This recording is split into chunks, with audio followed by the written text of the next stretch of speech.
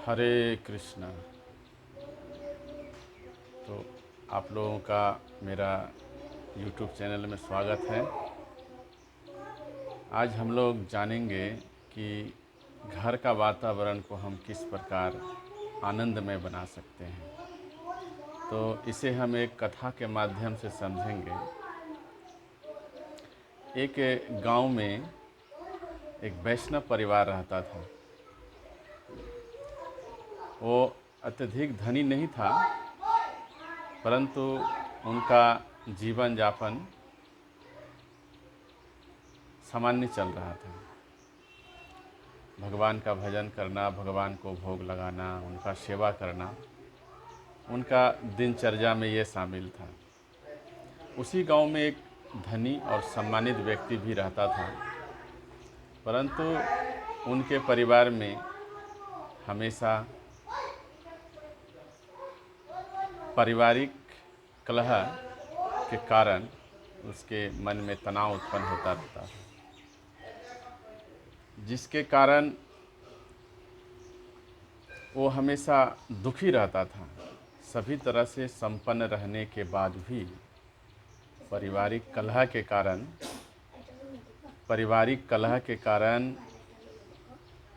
मन अशांत रहता था। सभी लोग एक दूसरे को दोषारोपण करते रहते थे और अपने को श्रेष्ठ बताने का प्रयास करते थे कि मैं इस परिवार में अत्यधिक महत्वपूर्ण हूँ, मैं अत्यधिक काम करता हूँ, मेरा कर्तव्य अधिक है इस परिवार के प्रति। सभी लोग इस तरह से अपने अपने विषय में सोचते थे और हमेशा इसी कारण से परिवार में कलह उत्पन्न होता था। एक दिन तो एक बार वह धनी व्यक्ति मन में सोचा कि हमारे समाज में जो वैष्णव परिवार है, जहाँ भगवान का सेवा करते हैं वो लोग और अपना जीवन किस प्रकार जीते हैं, हमें चलकर देखना चाहिए। क्योंकि कभी भी उनके घर से हमें किसी प्रकार का कलह उत्पन्न होने का समाचार नहीं मिला। अन्य परिवार से हमें आमंत्रित भी किया गया कि हमारे परिवार में कलह उत्पन्न होता है, तो आप समाज के प्रतिष्ठित व्यक्ति हैं, तो आप आइए हमारे परिवार में, हमारे परिवार की समस्या का समाधान बताइए। लेकिन वो सम्मानित और धनी व्यक्ति खुद भी अपने पारिवारिक समस्या से पीड़ित रहता था, लेकिन वो दूसरे को कैसे बताए। सम्मानित व्यक्ति अपना सम्मान बचाने के लिए अपने परिवार की समस्या को यथाशीघ्र प्रकट नहीं करते हैं।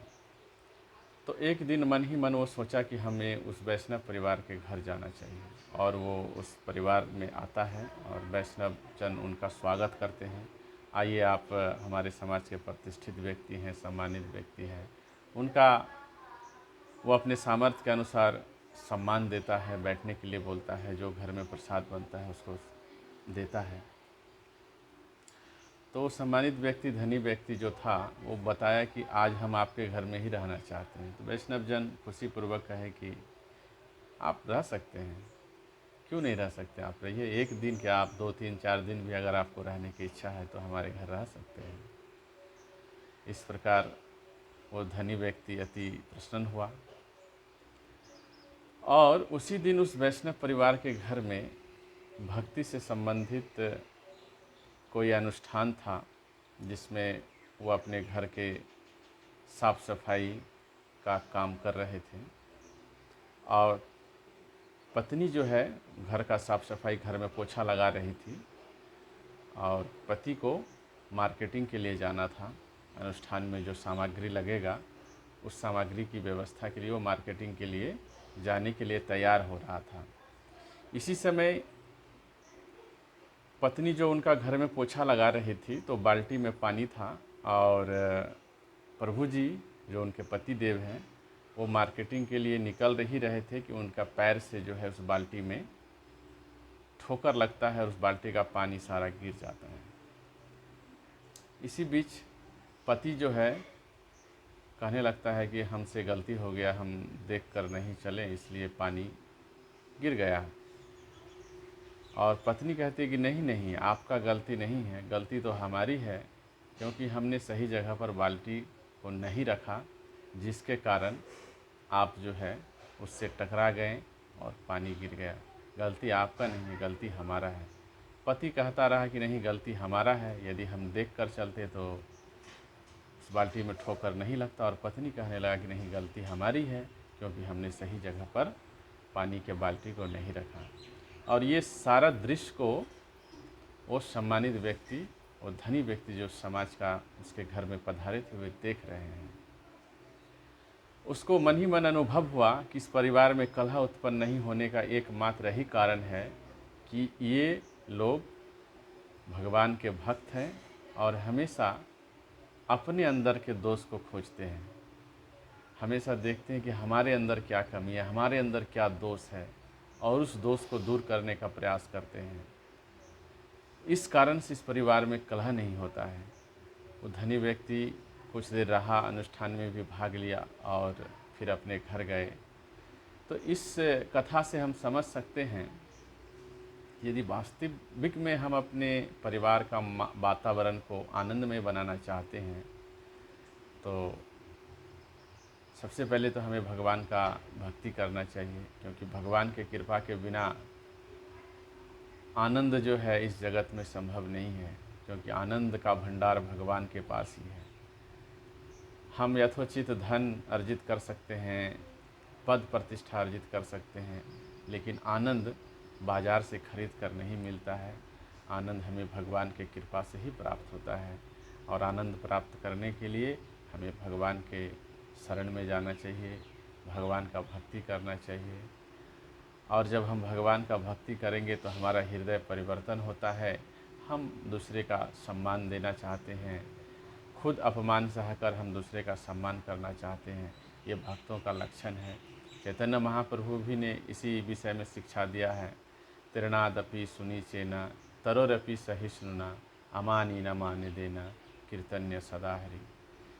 वह व्यक्ति जो अपने आप को रास्ते में पड़े तीर्ण के समान, घास के समान समझता है और वृक्ष के समान सहिष्णु होता है, एवं अपना मान का चिंता न करके हमेशा दूसरों को मान सम्मान देता है, वह व्यक्ति हरि भजन कर सकता है। इस प्रकार से हमें अपने परिवार का वातावरण को आनंदमय बनाने के लिए अपने अंदर के दोष को ढूंढना चाहिए। दूसरे के दोष को मतलब उतना ध्यान नहीं देना चाहिए। अगर हम हमेशा दूसरे में दोष खोजते रहेंगे तो हमारे अंदर का भी दोष दूसरा कोई खोजता रहेगा।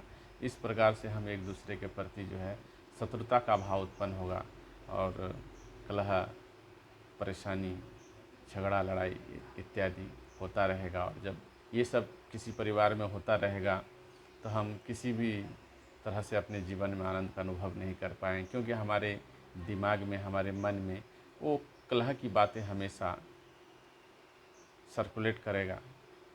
इसलिए भगवान का भक्ति करें और हमें अपने अंदर का